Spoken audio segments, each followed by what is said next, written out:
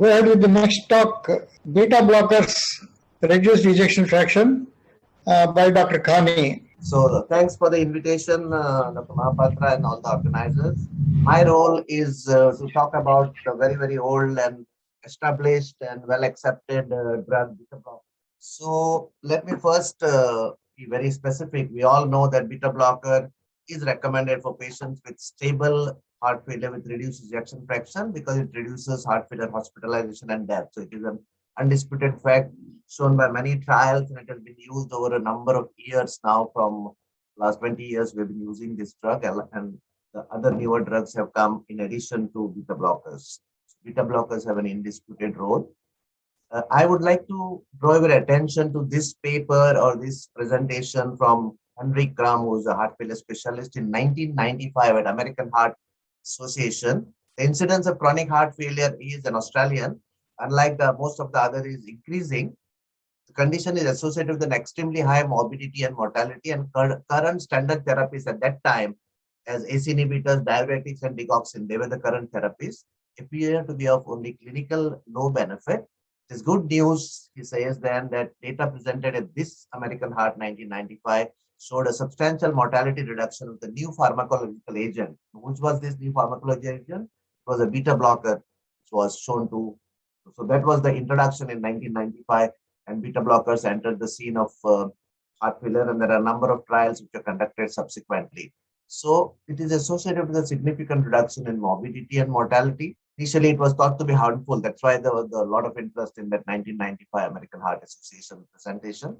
Proposed mechanisms include neurohormonal blockade, heart rate reduction, antiarrhythmic properties, prevention of catecholamine-induced myocyte necrosis, and a number of others. So multiple levels it acts, and beneficial. It reverses the LV remodeling, decreases the symptoms, hospitalization, and also prolongs life.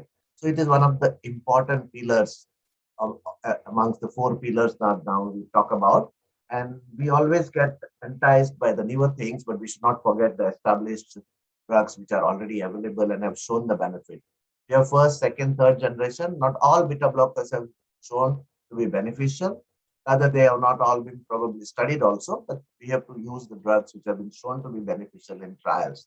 And that is the second generation metoprolol succinate, which is the long-acting metoprolol, bisoprolol, carvedilol, which is the third generation, and nebivolol also has been studied. So these are the four drugs. Mainly the three drugs, metoprolol, carvedilol, and bisoprolol, have been studied for a much longer time and have shown to be beneficial. Bisoprolol and sustained-release metoprolol both competitively block beta-1 receptors. Carvedilol and nebivolol also cause alpha-1, beta-1, and beta-2 receptor blockage. So they are the third generation. And any one of these three beta blockers, the nebivolol has not been mentioned much in guidelines, proven to reduce mortality. So it is recommended for all patients with current or prior symptoms of heart failure with reduced ejection fraction, unless contraindicated, both to reduce mortality and morbidity. So that's why the importance of it is tremendous. So these are, I'm not going to go into the trials because these are all established trials and they have been done quite some time back. So bisoprolol trial is CB's, carvedilol, US trials, metoprolol long-acting trial, and now we have the Syneos trial for nebivolol, and all of them have shown to be highly beneficial. In fact, the benefits of beta blocker overshadow those of and other drugs also in some of those trials. Now it's difficult to compare with these newer two drugs which have come. Only one trial which I would like to mention, which tried to see whether carvedilol is better than metoprolol. So this was a trial done from way back in 1998 to 2000 on 3,600 patients.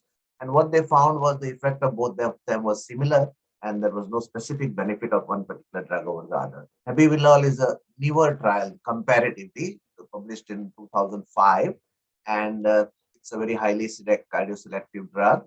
And this trial, which was published in 2005, Syneos trial, found that nebivolol used in people, Syneos trial, because it was used in people with 70 years and above, and they found significant benefit at the end of 6 months, reduction of both mortality and morbidity. The most important, this is one of the most important slides. What is important here in beta blocker is, as with all the other heart failure drugs, is you have to start slow or low and gradually go up and try and achieve the target dose which is used in the trials, so that we can give the maximum benefit. So now with multiple drugs and the four pillars coming into picture, you have to be very careful because patients require good monitoring to see for heart rate, hypertension, and all the other things. But these are the doses and these are the maximum targets. And important to remember. So how do we go about this? Is patients with heart failure with no contraindications to beta blockers. You start slow or low, 12.5 metoprolol or 6.25 twice daily carvedilol or 1.25 milligram bisoprolol.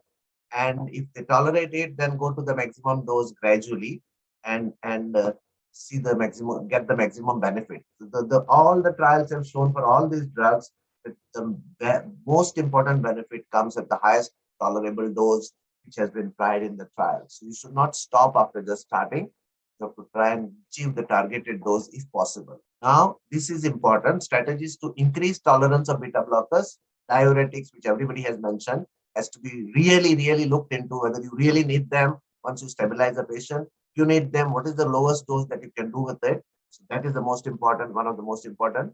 You can switch the classes. Someone may tolerate one class better than the others. Minimize other AV nodal blockers because sometimes we give a lot of drugs which will cause AV nodal blockers. So you need beta blockers in patients with heart failure. So the other drugs should be reduced and avoid calcium channel blockers, I would say, in patients with heart failure because they don't have much benefit. So that's the most important information that I can provide you. And some of the newer things now, these are in the 2021 ESC trials that in patients with heart failure and cancer, ACE inhibitors and beta blockers, preferably carvedilol, has been shown to benefit to a recommendation.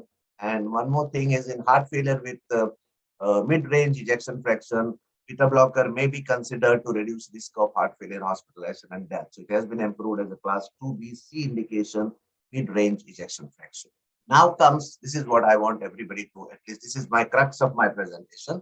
And this is a statement, the next 2-3 slides are from Milton Packer, 2019 in an editorial in American Journal of Medicine. What he says is that is any patient with chronic heart failure receiving the right dose of right beta blocker in primary care?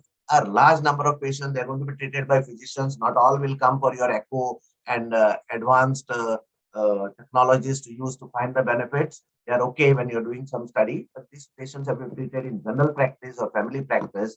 So is the right dose given and the right beta blocker? So what he said is that beta blockers reduce mortality by 30 to 40%. The magnitude of survival benefit is greater than for angiotensin converting enzyme inhibitors and receptor blockers or mineralocorticoid receptor blockers individually. Of course, this is not compared to the ARNI and the DAPAS. However, to achieve these remarkable benefits, physicians must prescribe the appropriate beta blocker at the appropriate dose. So this is the most important.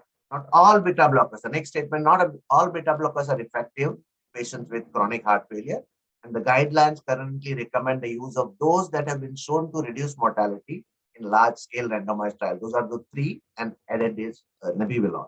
So this is important for us too. So in conclusion, this again comes from his editorial and his statements in some other conferences. Beta blockers is one of the most effective drugs for chronic heart failure.